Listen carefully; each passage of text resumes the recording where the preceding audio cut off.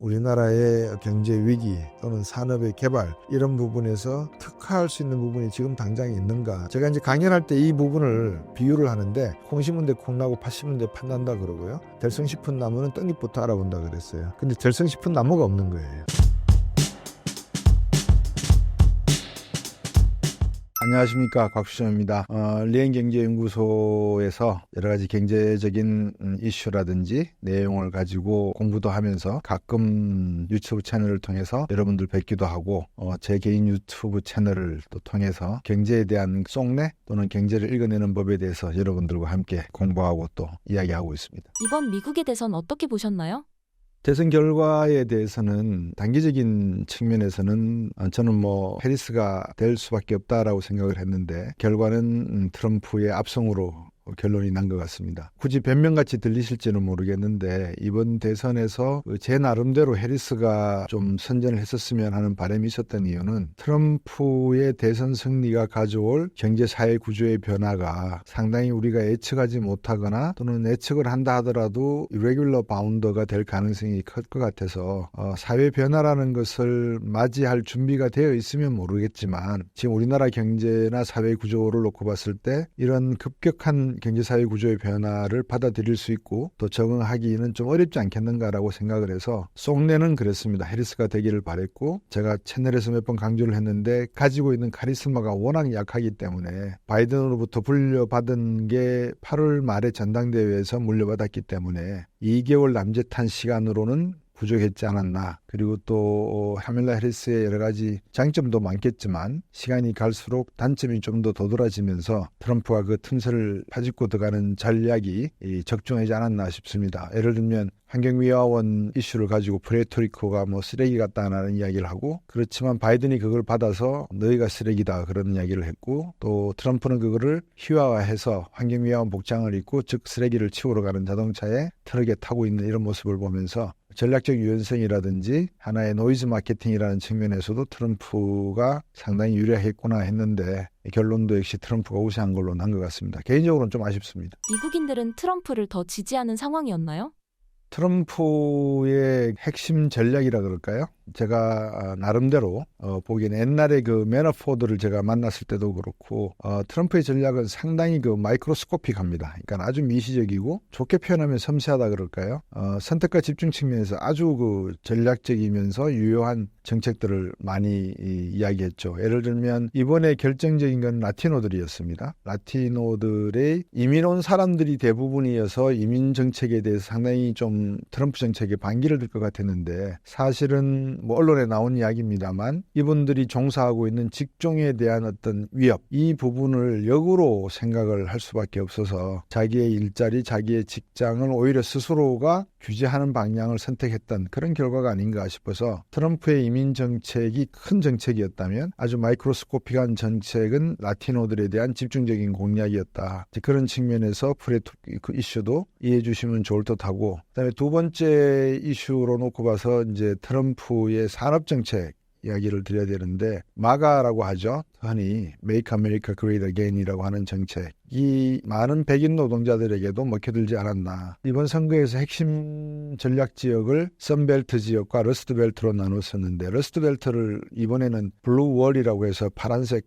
장벽이라고 했는데 위스콘신, 그다음에 미시건, 펜실베니아 이곳이 결정적인 주였는데 카밀라 해리스의 선전은커녕 수성하기도 힘들었던 그런 측면을 보이고 있었다. 그리고 선벨트 지역에서도 노스캐롤라이나가 트럼프를 일찍 지지하는 걸로 나타나면서 아무래도 이번 트럼프의 선거 전략이 해리스보다는 상당히 유연했고 선택과 집중해서 선택이 잘 되어서 집중도 할 수 있었던 전략이 아니었나 이렇게 생각이 듭니다. 미국 대선 결과가 세계 경제에 미치는 영향은 무엇인가요?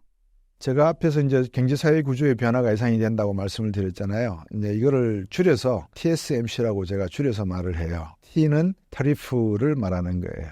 이제 보호무역 정책이 아마 대표적인 트럼프의 정책이 될 건데 지금 백악관에 입성하기 전에 인수위 시절에 나오는 인선 내용을 살펴봐도 상당히 보호무역 지향적인 인사들이 USTR이라든지 무역대표부라든지 입법하는 분야에 있어서의 정부 기관에 들어갈 가능성이 높아 보이고 있고요. 그 다음에 그 S라고 하는 것은 이제 서플라이 체인을 의미하는데 중국에 대한 견제가 좀 더 강화되기 시작을 하면 지금까지 중국을 통해서 들어오던 어떤 공급선, 서플라이 체인이 상당히 좀 많이 이 변화가 불가피할 것 같아요. 중국으로서도 자국 생산 제품에 대한 관세 장벽이 커져가면 커져갈수록 인도네시아, 말레이시아, 타일랜드를 통한 우회 수출이 늘어날 거기 때문에 이제 그런 측면에서 놓고 보면 중국 기업들도 해외 투자가 늘어날 수 있을까? 만약에 늘어난다면 중국 내부 경제 상황은 더욱더 악화될 수도 있다. 이런 장점과 단점 모두를 고려해 봐야 될 상황이 중국에게는 또 숙제로 던져졌어. 그런 의미에서 놓고 보면 트럼프의 서플라이 체인에 대한 확보, 또 안정성, 스테빌리티와 릴라이어빌리티, 의존성에 있어서의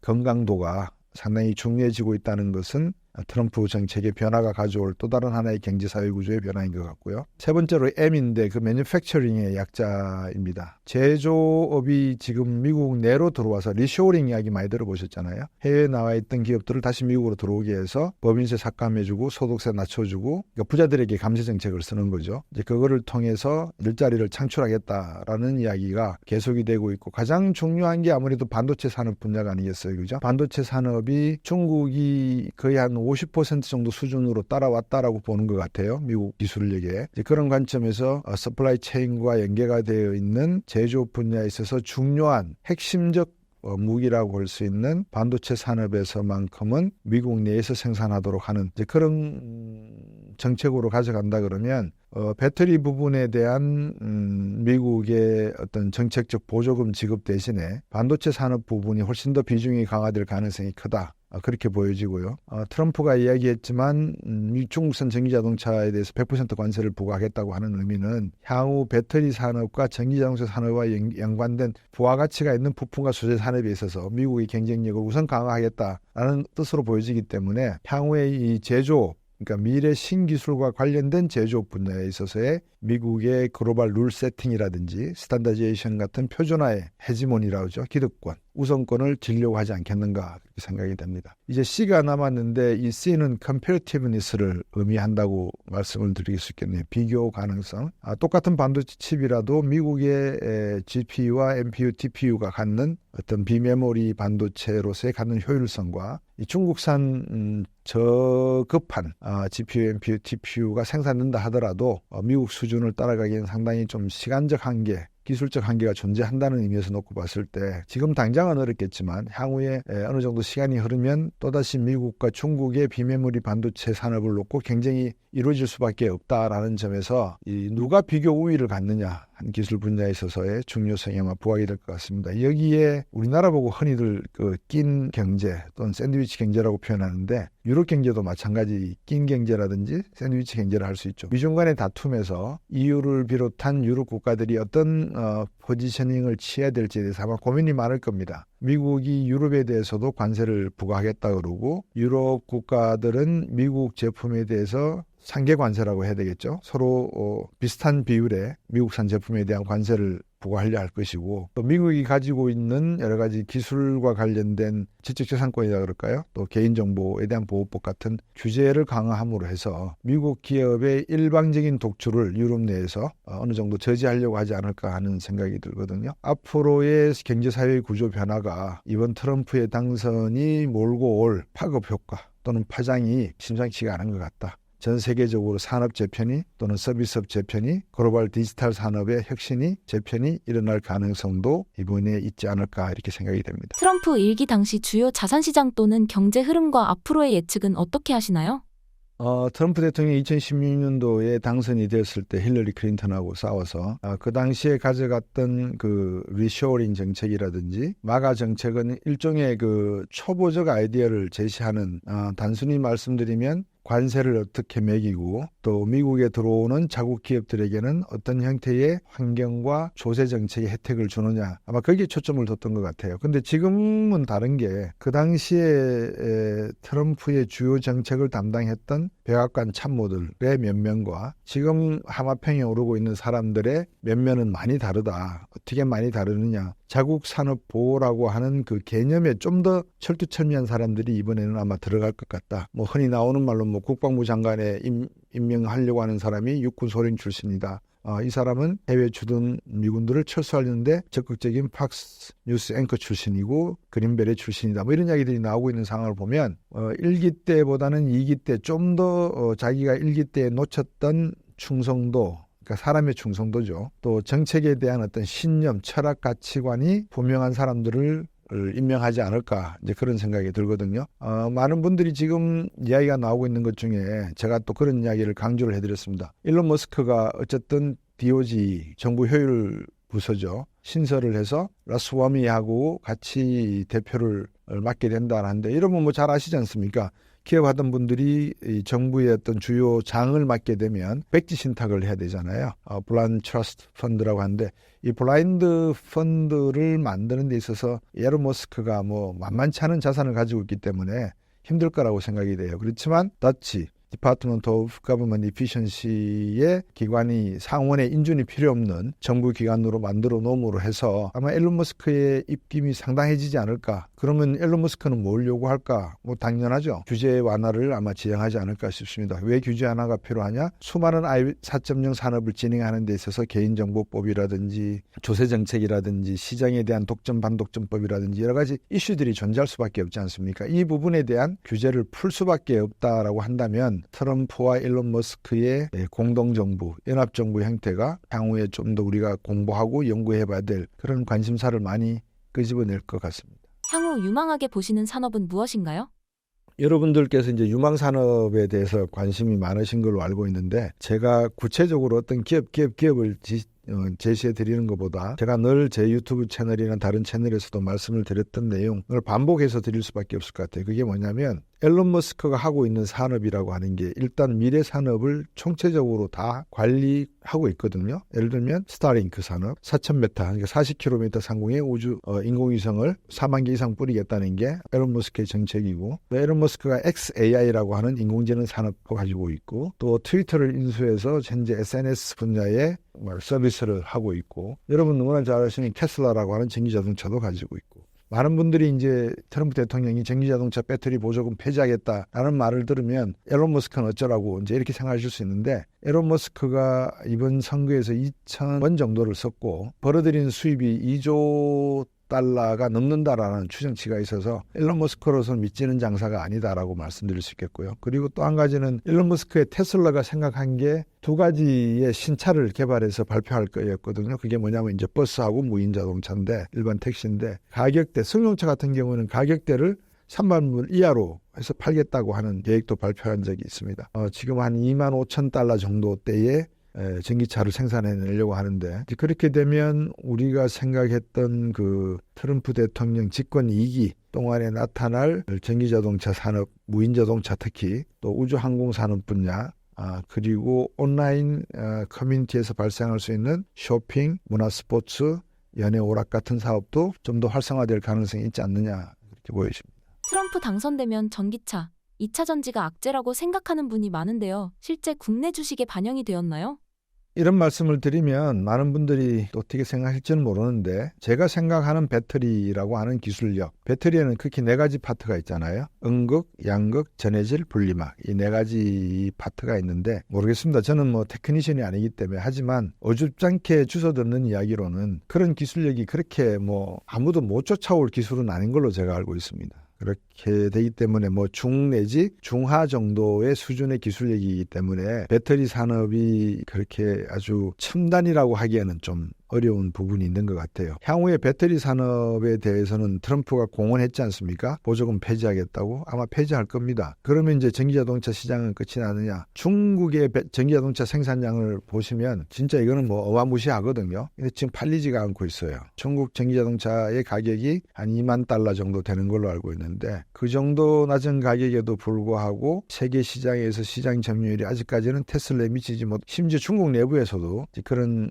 이야기들이 나오고 있기 때문에 전기차의 미래를 말씀드리기는 지금 현 시점에서는 상당히 불안전하다. 그리고 또 불확실하다. 그리고 이 이야기는 제가 오래전에 전기차 배터리 주식이 막 엄청나게 뛸 때도 말씀을 드렸던 내용이에요. 이게 대한민국만이 가능하고 대한민국만이 할 수 있고 대한민국 안에만이 존재하는 기술이고 특징이라 그러면 모르겠지만 누구나 쉽게 뛰어들어서 한 3, 4년 지나고 나면 웬만한 수준의 배터리 기술은 다 따라갈 수 있으니까. 그래서 이제 지금 전고체 배터리 이야기가 나오고 있고, 또 테슬라 같은 경우에는 충전하는 시간이 지금 긴급 충전 고속도로 휴게소 가보시면 한 40분 걸리잖아요. 70% 정도 충전하는데도 40분 정도가 걸리는데 이걸 8분 만에 하겠다는 거거든요. 이제 그런 의미에서 놓고 보면 트럼프 대통령이 배터리 산업 보조금 주지 않겠다라고 하는 의미는 두 가지겠죠. 하나는 미국 내 자동차 산업에서의 중국 기업과 한국 기업 같이 수익을 내는 전기자동차 회사가 들어와서 미국 정부의 돈을 받고 생산해서 판매하는 것보다는 오히려 미국 기업 내에서 배터리 기술을 새롭게 만들고 새로운 전기자동차를 생산하는 기술력을 만들어내는 것이 우선이지 않겠나 하는 게 아마 트럼프 대통령의 생각인 것 같습니다. 그래서 제가 앞에서도 서플라이 체인 말씀을 드렸지만 이 중국의 무서운 속도로 달려오고 있는 전기자동차 시장의 경쟁력을 일시적으로 브레이크를 걸게 하고 좀 방어하는 그런 시간 벌기용으로 활용되지 않을까 보여집니다. 트럼프의 당선으로 대중국 정책이 강화될 것으로 예상되는데 향후 미중 패권 경쟁은 어떻게 흘러갈 것으로 예측하시나요? 이제 많은 분들이 패권이라는 단어를 쓰세요. 근데 저는 패권이라는 단어는 둘이가 어느 정도 자웅을 겨룰 수 있는 용어 상박의 대결 구도를 가지고 있을 때 패권 경쟁이라고 하는데, 하나의 국가는 패스트 팔로우 전략을 써왔잖아요. 미국이 가지고 있는 선진 기술을 빨리 배워와가지고 그걸 상품화시켜서 판매하고 수출해서 수익을 늘리고 외환 보유고도 쌓고 1인당 국민소득 GDP 성장률도 올리고 하는 그런 전략을 썼는데, 그런 의미에서 놓고 보면 중국이 미국과 패권을 같이 나란히 한다? 아니면 미국의 패권을 도전한다? 이거는 저는 좀 오버 exaggerate 됐다. 심하게 과장됐다라는 생각이고요. 미국의 기술 경쟁력이라고 하는 것은 단순히 기술만 가지고 이야기하는 게 아니라 이 기술을 개발하기 전 단계, 다시 말씀드리면 자연과학의 발전 정도, 자연과학이 발전함과 동시에 인문사회과학의 철학적 가치를 제대로 뒷받침해 줄 수 있는 맹제를 만들어낼 수 있는 능력, 세 번째는 이 모든 것들을 국가와 국민이 함께 이해해서,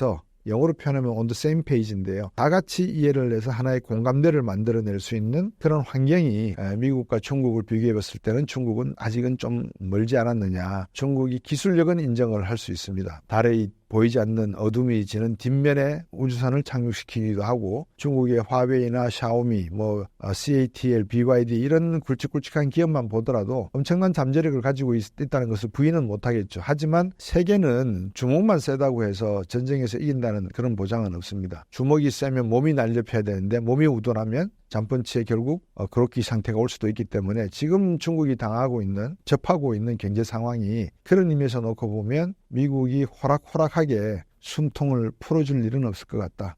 왜? 중국이 패권 경쟁자라서가 아니라 중국이 내놓는 제품들의 가격 경쟁력이 너무나 뛰어나기 때문에 이제 그런 측면에서 미국은 그런 가격 조절에 필요한 환율이라든지 금리 정책이라든지 수출에 대한 규제, 수입에 대한 규제를 위한 관세의 어떤 부과, 이런 것들이 서로 다 맞물려 있다. 이렇게 이해하시면 좋을 것 같습니다.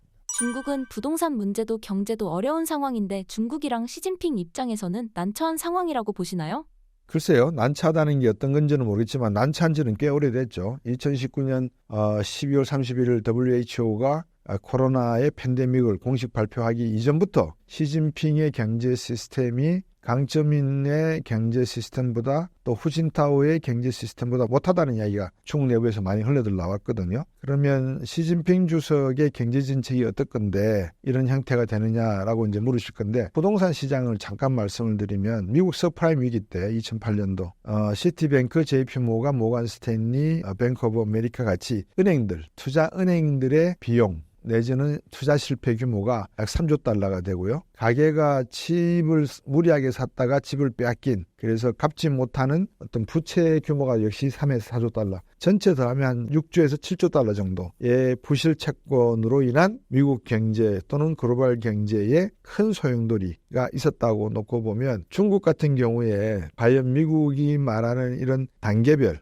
어떤 그 전략이나 전술이 존재했을까라는 데는 좀 회의적인 것 같아요. 그래서 중국 정부가 시진핑 주석이 어느 정도 위기감을 느끼고 있는지는 중국을 여행하시는 분들, 최근에 이제 중국이 무비자로 하니까 여행들 많이 다니시는데 길거리를 걷다 보면 표가 많이 붙어 있습니다. 우리나라에 옛날에 방공, 방첩, 멸공 이런 표가 전봇대에 붙어 있듯이 최근 중국 상황은 그러한 구호들이 많이 붙어 있더라고요. 그만큼 내부 치안 문제가 발생할 수 있는 소지, 여력에 시진핑 정부가 좀 더 이렇게 집중하고 있지 않는가 하는 생각이 들고요. 홍콩에서 노란 우산 운동이 일어나고 했지만 성공할 수 없었던 거는 구심점이 모든 운동에는 존재를 해야 되는데 그 구심점이 존재하려면 여러 가지 충분 조건들이 있거든요. 근데 중국 내에서는 그런 충분 조건들이 거의 이루어질 수 없고 만족시켜줄 수가 없기 때문에 중국으로서는 이번 위기가 아마 미국이 때리는 펀치 중에서 제일 큰 주먹일 가능성이 크지 않나 그렇게 보여집니다. 저서에서 그 어느 때보다 더 큰 도전에 직면해 있는 미국이라고 말씀하셨는데 어떤 의미인가요?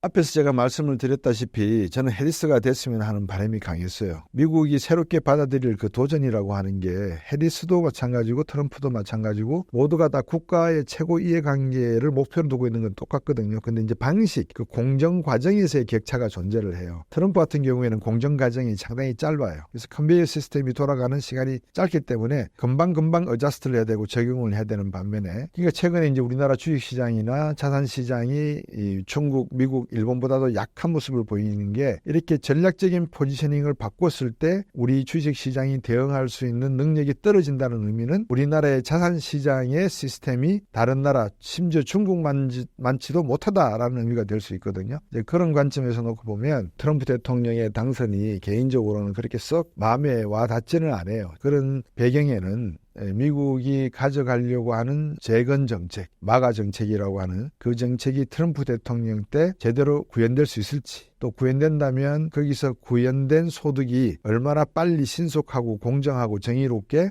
중산층까지 퍼져내려갈지는 퀘스천 마크이기 때문에 조금 더 지켜봐야 되지 않나 싶습니다. 현 상황에서 우리나라가 취해야 하는 전략은 무엇인가요? 상당히 중요한 질문이시죠. 근데 제가 요즘 유튜브 하면서 그런 생각을 해요. 전문가들도 많이 들으시는 것 같아요. 그래서 제가 낸 아이디어를 제 이름도 안 밝히고 이야기하는 분들이 가지고 계시는 것 같아요. 그래서 이제 그런 부분은 제가 정확하게 말씀을 안 드리고 우회적으로 돌려서 이제 말씀을 드리거든요.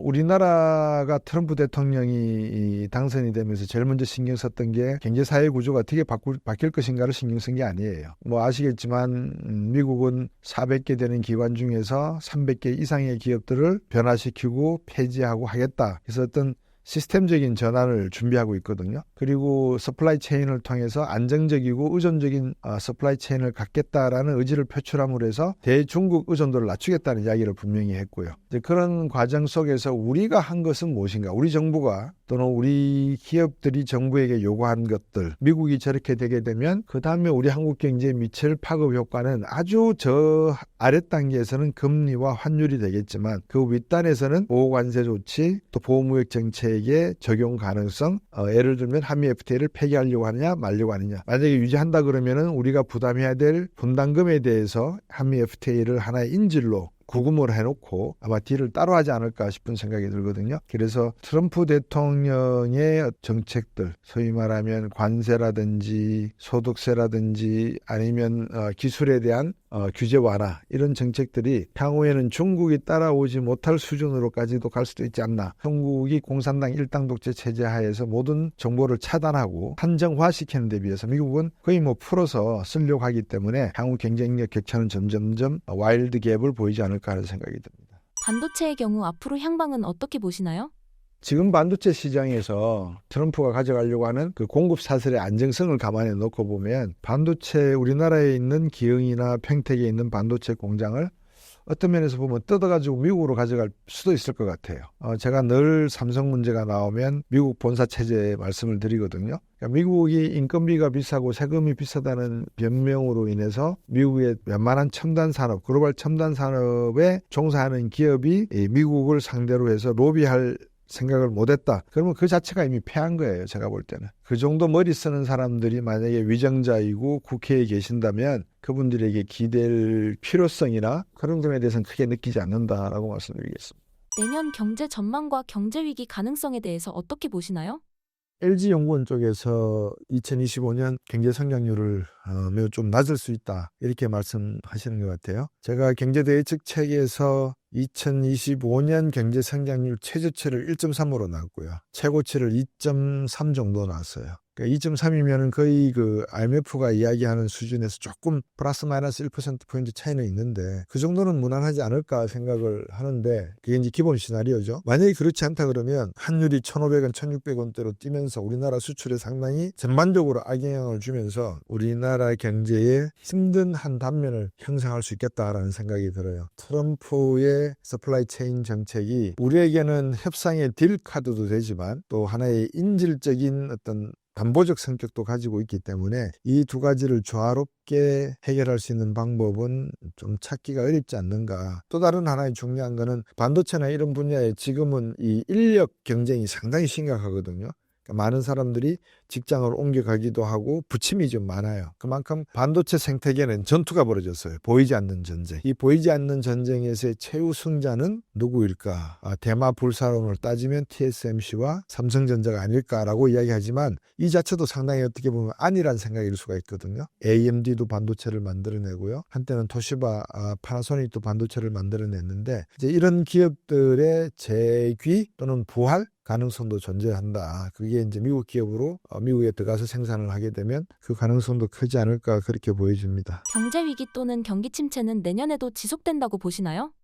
유튜브 방송하는 분들 그 편집하시는 PD분들이나 또는 편집하시는 분들이 가끔 가다가 말초신경 자극하는 썸메일을 많이 쓰세요. 경제 위기 곧 온다 대비하라 뭐 이렇게. 근데 사실은 내용을 듣다 보면 수출이 많이 줄어들 가능성이 크고 한국의 수출이 많아지고 대미 무수유 적자가 늘어난다면 지난해 444억 정도 됐고요. 올해도 벌써 한 390억 달러가 9월 현재 넘었거든요. 그러니까 이제 400억 달러가 넘게 들어가면 미국 트럼프 대통령 입장에서는 야 너희들 뭐하냐 지금 우리한테는 400억 달러 넘게 돈을 벌어가면서 한국 경제는 우리에게 해준 게 뭐 있는데 라고 생각을 하게 되면 특히 그걸 환율로 가지고 이야기하게 되면 미국은 우리나라 기업들과 우리나라 정부에게 너희들은 환율 조작국 대상이야. 인위적으로 환율 만지지 마. 아마 이런 이야기도 나오지 않을까 싶거든요. 같은 맥락에서 놓고 보면 미국이 일본은 환율 조작하는 것처럼 보이는데 모른 척하고 봐주고 있는 상황. 중국 같은 경우에는 도깨비 방망이 머리를 쳐밀 때 두들겨 패야 되는데 한 놈 패니까 다른 데서 두더지가 또 픽하고 올라오거든요. 거기서 보니까 미국이 좀 군침을 흘릴 수 있는 부분이 있어요. 그게 뭐냐면 앞에서도 말씀드렸습니다만 미국 서프라임 사태 때는 약 6조에서 7조의 자산이 미국 자산이 날아갔지만 지금 현재 중국의 백개원이라든지 흥다그룹 등과 같은 재계 높은 수준의 부동산 개발업자들이 그림자 군령에 묶여있는 부채 규모가 약 11조 달러라고 추정이 되고 있어요. 그러니까 2008년도 때 약 우리가 생각했던 6조에서 7조의 손실보다도 아마 이번이 조금 더 중국 게 더 크지 않을까. 근데 이제 중국으로서는 어떤 근자감 때문인지는 모르겠는데 어쨌든 우리는 괜찮다. 그 말도 이해가 되긴 돼요. 왜냐하면 중국은 원래부터 사회주의 경제고 폐쇄적 상황에서 살아왔고 어느 날 갑자기 78년 이후에 시장 개방을 하고 심천이라든지 홍콩 같은 데 경제 특구를 연료로 해서 중국 나름대로는 시도를 해봤는데 여전히 중국 경제가 저가 상품을 미국에 공급하고 있고 거기서 받는 수출 기업으로서 또는 수출 국가로서의 혜택이 이제는 한계점에 도달했지 않나 싶거든요. 미국은 때리기 시작하고 있고 옛날에는 말로 때렸는데 이제는 주먹질을 하기 시작을 했으니까 그게 중국으로서는 어떻게 감내하고 반응할지는 하나의 질문사항인 것 같아요. 그 와중에 또 대한민국이 끼어 있어요. 미국과 중국이 다툼을 하게 되면 한국은 왼쪽이냐 오른쪽이냐 눈치 싸움, 눈치 게임을 또 해야 되거든요. 오징어 게임처럼. 그럼 눈치 게임 하는 과정 속에서 미국과 중국 양자 모두를 이용해서 우리가 얻을 수 있는 수혜점도 있을 것 같거든요. 이제 그런 거는 정부가 잘 판단하셔서 하나의 그 전략으로 삼으셔도 어떨까 합니다. 경제 위기를 말할 때 쓰는 근거 중에 하나가 우리나라 가계부채 비율을 이야기합니다. 이런 부분은 어떻게 보시나요? 그 이야기를 들은 지가 벌써 12년이 넘었습니다. 제가 하얏트 호텔에서 골드만삭스 관련된 사람들을 만나서 경제에 관련된 이런저런 이야기를 했었는데요. 그때 그 사람들이 하는 이야기가 한국은 가계부채가 너무 크다. 그걸 지금 13년째 듣고 있거든요. 정확하게 제가 기억을 해요. 2012년도에 하얏트 호텔에서 만났으니까 한 봄쯤 됐을 것 같아요. 근데 가계부채 문제죠. 근데 이렇게도 이야기해 볼게요. 2023년도인가요? 국세청에 개인사업자로서 소득세 신고해야 되잖아요. 몇 건 정도 신고됐는지 혹시 아세요? 1146만 건이 신고됐어요. 그 중에서 월 100만 원 이하 소득자가 75%예요. 약 한 800만 되는 사람들이 개인사업자 소득 신고한 사람들 중에서 월 100만 원도 못 버는 거예요. 그럼 뭐로 먹고 살죠? 뭐 빚으로 먹고 살겠죠. 빚은 담보가 있어야 되는데 아파트 들었겠죠. 그러니까 자영업자와 중소상공인들에게 하나의 희망의 빛이 던져주려면 우리나라 경제 성장이 적어도 잠재 성장률이 2.0보다는 높은 수준에서 계속 좀 유지가 돼줘야 돼요. 두 번째는 트럼프 대통령의 어떤 임기 기간 동안에 트럼프가 제시할 수많은 그 기한안, 기한 제약 이런 것들을 어떻게 해석하고 피해갈 수 있느냐를 또 고민을 해야 되겠죠. 그래서 우리가 이제 북한의 어떤 외교 전략 전술, 때로는 중국에 붙었다가 때로는 러시아에 붙었다가 때로는 미국에다가 돈 달라 야구를 했다가 또 일본에다가도 요구를 납치범을 갖다가 돌려주는 대신에 뭐 조일 수교를 해서 새로운 장을 열자 뭐 이런 얘기들이 계속 나오듯이 우리가 이제는 중국과 미국을 어떻게 하면 양쪽에 이용을 할 수 있을까의 전략도 암암리에 준비를 해야 되지 않을까 싶거든요. 그래서 이번에 시진핑 주석이 비자 15일 이내에 거는 비자를 필요 없이 중국을 들어와도 된다. 아마 이런 제스처를 오픈했던 것 같아요. 근데 트럼프의 경제 정책을 시진핑 주석이 어느 정도 이해한다면 자국 내에서 통화를 찍어내게 되면 돈 가치가 떨어지고 물건값이 올라가는 인플레이션 영향이 생기거든요. 그거를 막으려면 적어도 중국은 미국과 유럽의 외국계 기관 투자가들이 들어와서 중국 정부의 채권을 사고 자산시장에 들어가고 부동산 개발업자에게 자금을 지원하는 이런 선순환적 구조가 만들어져 있어야 된다. 근데 지금 그게 미중 간에는 부족하지 않나 하는 생각이에요. 그래서 앞으로도 좀 그런 부분에 있어서는 미국 입장에서는 중국을 조금 더 두들겨 패서 말 잘 듣는 수준까지 끌고 간 다음에 목줄을 매서 산책할 때는 내 손아귀에서 벗어나지 않는 정도의 범위에서 놀 수 있도록 그렇게 할 것이 아니겠는가. 제 나름대로의 추정입니다. 우리나라 경제가 어떻게 변할 거라고 보시나요? 이에 따라 개인들이 어떤 투자 전략을 세워야 한다고 보시나요? 우리나라 경제가 저는 좀 안타까운 게 늘 보면 수동적이에요. 미국이 이렇게 정책을 하니까 우리도 이렇게 따라가야 되지 않겠어? 중국이 이렇게 해서 부동산 개발업자들이 망하고 금융기관이 쓰러지게 되면 그 파급 효과는 우리나라가 1997년에 약 한 30년 동안 경험해본 결과치로는 우리나라의 경제 위기 또는 산업의 개발 이런 부분에서 특화할 수 있는 부분이 지금 당장에 있는가라는 생각이에요. 제가 이제 강연할 때 이 부분을 비유를 하는데 콩 심은 데 콩나고 팥 심은 데 팥 난다 그러고요. 들성 싶은 나무는 떡잎부터 알아본다 그랬어요. 근데 들성 싶은 나무가 없는 거예요. AI 투자를 했으면 AI 투자한 거 가져와 보세요. 그 다음에 AI 필요한 반도체 생산하고 있으면 가져와 보세요. AI에 필요한 창의적인 노력과 사고방식을 우리나라 교육제도가 인정해 왔는지 아니면은 스스로 괴멸시켜 왔는지를 한번 들여다보세요. 그러면 이제 답들이 나올 것 같아요. 우리나라 경제에서 앞으로 어떤 산업이 유망할 것인가. 삼척동자도 알죠. AI와 관련된 I4.0, 무인자동차, 로봇, 바이오 뭐 이런 업종에 대해서는 충분히 공감하실 수 있을 거예요. 그런데 문제는 우리나라 역시도 패스트 팔로우 정책을 썼거든요. 그러니까 오리지널 기술을 개발하지 못한 국가 경제예요. 그럼 이제 이 문제를 국가가 어떻게 다뤄야 될 것이냐. 저처럼 이렇게 팔짱 끼고 쳐다보고 아이고 삼성이 5만 원대 저 지킬 수 있겠어? 3만 뭐 이렇게 이야기하면 약 올리는 거잖아요. 국민들. 그러면 이제 우리가 정부를 보고 이 정부는 믿을 만하다. 이 정부는 믿지 못하다. 만약에 믿을 만하다 그러면 지금처럼 쭉 따라가면 될 것이고 믿지 못하겠다 그러면 다 따라갈 필요 없이 일부는 남아가지고 뒤에서 뭐라 그럴까요? 사회적 혼란이나 이런 것도 야기시킬 수 있는 계기를 마련해 줄 수도 있죠. 그래서 우리나라 경제에 있어서 트럼프 경제정책이 향후에 미칠 내용은 크게 세 가지인데 첫 번째는 보호무역 정책이 어느 정도 지속될 것인가. 두 번째는 이제 환율 문제를 놓고 양국 간의 금리 정책의 격차를 어느 정도 벌리거나 메울 것인가. 이제 그 문제가 나왔고 세 번째 문제로는 미국이 지향하는 21세기의 글로벌 리더십에 비추어서 봤을 때 우리가 마냥 미국을 따라갈 수밖에 없는 구조인가, 아니면 우회적으로 중국과도 손잡고 러시아와도 손잡아서 나름대로 미국을 살짝 겁주는 그런 형태로 가져가도 어떨까 하는 생각을 많이 해봤어요. 그래서 한국 경제는 저는 전망이 그다지 높지가 않습니다. 2029년까지 아마 트럼프의 임기고 실질적인.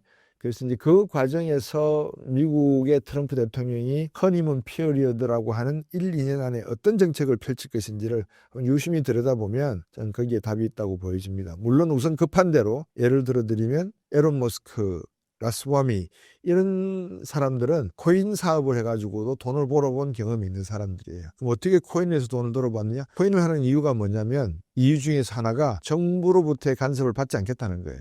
블록체인 기술이라는 게 그렇잖아요. 탈중앙화 아니에요? 그래서 이 탈중앙화가 아마 또 다른 하나의 미래 화두가 될 것 같다. 그거를 상업화시키고 산업화시키는 역할을 한 기업이 제가 볼 땐 에론 머스크의 기업이지 않겠느냐, 엔비디아지 않겠냐, 뭐 이렇게 생각을 해보는 거죠. 시청자 여러분들께서 이제 고민해 보셔야 될 거는 경제 사회 구조의 변화기에 트럼프가 들어왔다는 것은 무엇을 말하며, 따라서 삼성과 LG와 두산 같은 굵직굵직한 글로벌 기업들이 과연 미국으로 나갈 필요가 있느냐 없느냐를 한번 고민을 해보셔야 될 것 같아요. 저는 적극적으로 나가라는 입장이거든요. 해외에 본사 챙기고 거기에다가 우리나라 직원들 고용하고 하면 깃발만 나붙기면 그게 우리나라 영토다. 제가 그런 말씀을 드렸는데, 한국 경제에 있어서 가장 큰 난관, 앞으로 닥쳐야 될 복잡한 상황은 크게 다르지가 않고 어렵지도 않아요. 찾아오기가. 무슨 말씀이냐면, 한국 경제는 일본 경제를 추월한 게 아니라 일본 경제에서 더 많은 것을 가져와서 미국식 사고방식과 철학 구조에 적합한 형태의 어떤 정책을 끄집어낼 수 있는, 만들어낼 수 있는 능력이 있는 민족들이거든요. 그 능력을 자의반 타의반 이제 잃어버린, 또 잃어가고 있는 그런 상황이 좀 안타까운 거죠. 이제 제가 29년까지 4년 동안 경기 전망을 쭉 5년짜리 경기 전망을 하면서 연평균 경제 성장률은 2%대 초반에 아마 있지 않겠는가 생각을 했고, 환율은 1250원부터 1350원 사이 약 100원 차이의 간극 갭을 벌일 수 있겠다, 이렇게 생각해 봤습니다. 최근 부동산 시장이 다시 위축되고 있는데 향후 전망 어떻게 보시나요?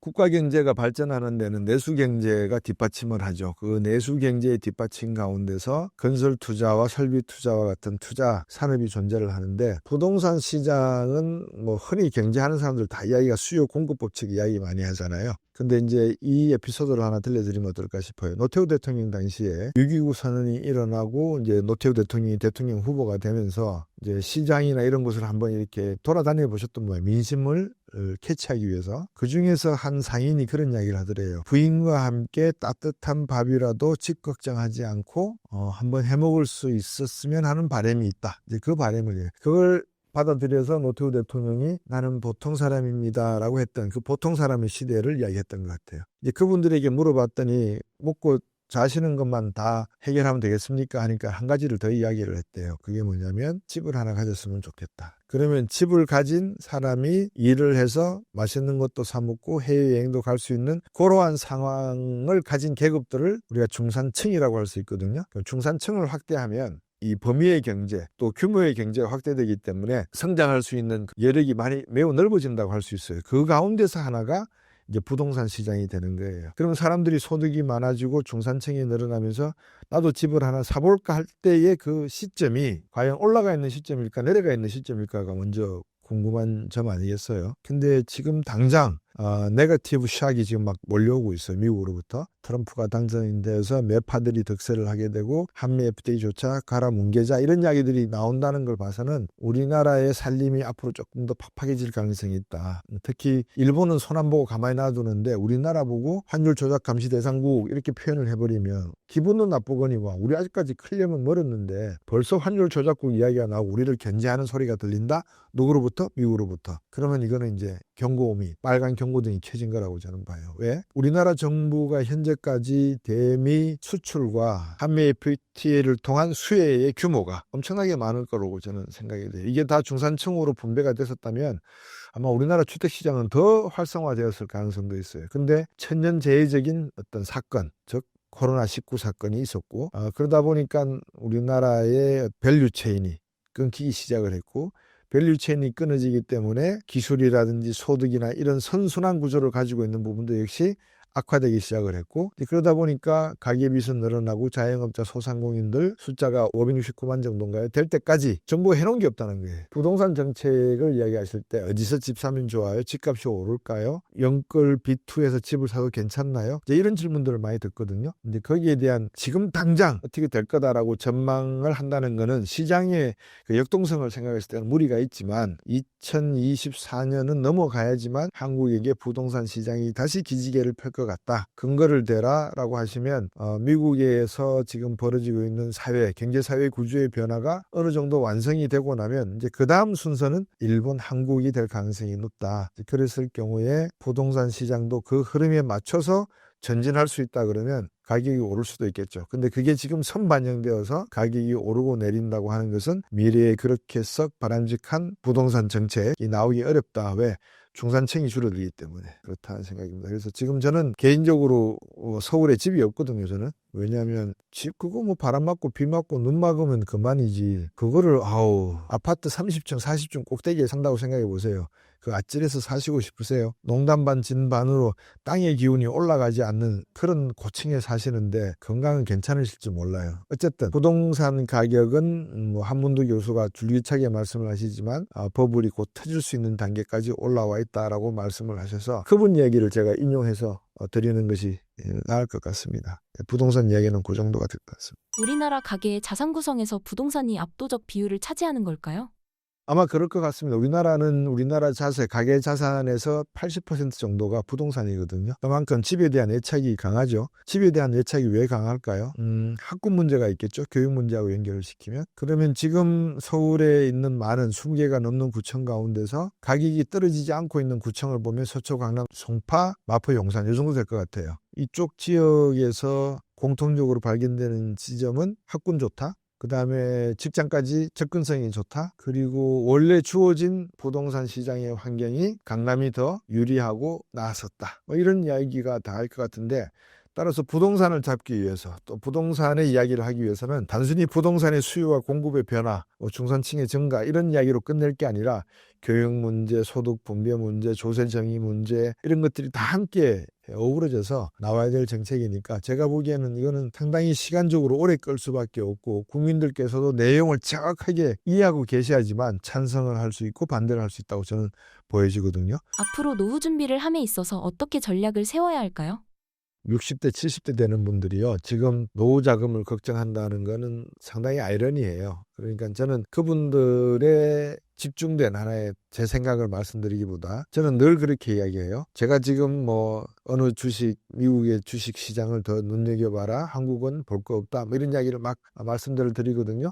그 이야기는 제 또래 60대들이 어떻게 돈을 잘 굴려가지고 한 20년 남은 여생을 행복하게 살기 위해서 준비하라. 저는 그런 관점에서 말씀드리지 않아요. 그럼 제가 드리는 말씀은 지금 MZ세대라고 하는 20대, 30대 분들이 국가의 연금에도 기대할 수도 없고 개인연금도 어떻게 보면 기대할 수 없는 사위 말해서 요람에서 무덤까지의 사람이 가져가야 될 행복 추구권에 대한 정부로부터의 보증서를 믿지 못하고 받은 적이 없기 때문에 이제 스스로 해결할 수밖에 없잖아요. 그런 관점에서 2030 세대분들에게는 매월 10만 원씩 적은 돈 같지만 이거를 차곡차곡 쌓으면은 오히려 미국 주식 시장을 투자했을 때 나오는 연금이 한국 정부로부터 받는 연금보다 더 투명하고 깨끗한 돈이 될 것이다. 저는 그렇게 말씀을 늘 드려요. 그래서 우리나라 주식시장을 이렇게 얘기하니까 곽수정 저 사람은 뭐 우리나라 시장에 대해서 그렇게 썩 좋은 감정이 아닌 것 같고 친미파인 것 같고 막 이런 말씀들을 하실 수가 있어서 제가 냉정하게 지금 말씀을 드리는 겁니다. 미래 세대에게 7천억 달러의 부채를 안겨주고 있는 베이비 부모 1세대와 2세대는 나이가 60과 70이 다 돼감에도 불구하고 인간이 가지고 있는 욕망, 탐욕에서 그 굴레를 벗어나지를 못하는 것 같더라. 다시 말씀드리면 그 고민을 해야 될 사람들은 2030 세대이지 60, 70 세대는 아니. 이분들은 베이비 부분 세대라서 먹을 만큼 가지고 있고 쓸 만큼 들고 있어요. 제가 볼 때는 그래요. 뭐 다 그렇다는 건 아니지만. 근데 이분들보다 더 큰 문제. 우리는 그냥 7천조 원의 빚이 있어? 아유야 많구나. 고생이 많다. MZ세대들. 그리고 끝나버리면 되는데 MZ세대는 그 빚을 다 안고 가야 되잖아요. 자기가 빚었나요? 아니요. 누가요? 부모님, 손조들이 만들어 놓은 그 빚덩어리를 어깨에 지고 가야 돼요. 그럼 세계 동사무소가 있나요? 우리 부모님 중에 한 분이 돌아가셨는데 채무 관계는 제가 상속하지 않겠습니다. 서류 쓰고 있습니다. 서류 쓸 수가 없잖아요. 세계 경제에서는. 그러니까 그 빚을 젊은 세대 분들에게 던져주었다는 것에 대해서는 정부를 비롯해서 입법부 그리고 언론마저도 제 사권력이라고 하는 언론마저도 조금 더 주의하고 신중했으면 하는 생각입니다. 마지막으로 신사임당 구독자분들께 한 말씀 부탁드립니다. 여러분에게 드리는 말씀 중에 미국 주식에 대한 생각은 변화가 없고요. 줄곧 심지어 정부 기관에 가서도 그렇게 말씀을 드렸어요. 미국 주식 시장이 건전하고 상대적으로 거래가 많이 활성화되어 있고 세계 중심의 자본시장이기 때문에 시장에 대한 신뢰도가 상당히 높다. 그리고 수익률 분배 구조 측면에서도 미국은 1900년도부터 연평균 한 10% 정도 가까운 수익률을 그러니까 한 번 사서 팔지 않았을 때 이야기입니다. 끝까지 들고 왔을 때. 우리나라는 한 3.3% 되는데 10% 수익률을 주는 곳에다가 투자하실래요? 3.3% 되는 곳에 투자하실래요? 그리고 미국 시장을 더 믿으시겠어요? 한국 시장을 더 믿으시겠어요? 저는 답이 거기에 다 있다고 생각이 되거든요. 그래서 신사임당을 통해서 제가 첫 출연이기도 하고 하지만 시청자 여러분들께 드리고 싶은 말씀의 가장 중요한 한 말씀은 대신 이렇게 쇼군에 나오는 대사를 가지고 한 말씀을 제가 드릴까 합니다.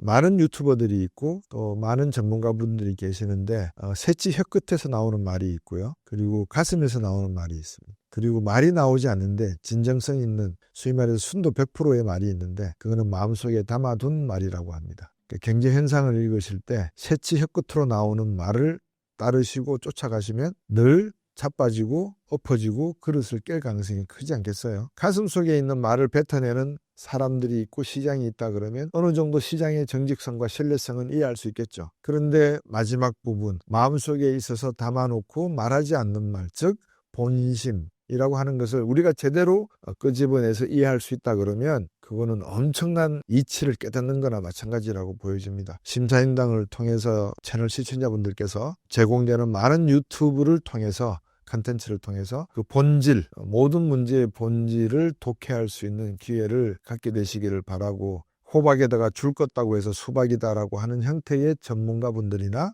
유튜브 컨텐츠는 들어보시고 지양하시는 게 저는 좋을 것 같습니다. 오늘 신사임당이 이렇게 좋은 기회를 저에게 주셔서 제가 쓴 경제대책 이야기도 어느 정도 말씀을 드리고 또 제가 평소에 생각하는 경제란 어떤 것인가에 대해서 짧은 시간이나마 같이 나눌 수 있어서 반가웠습니다.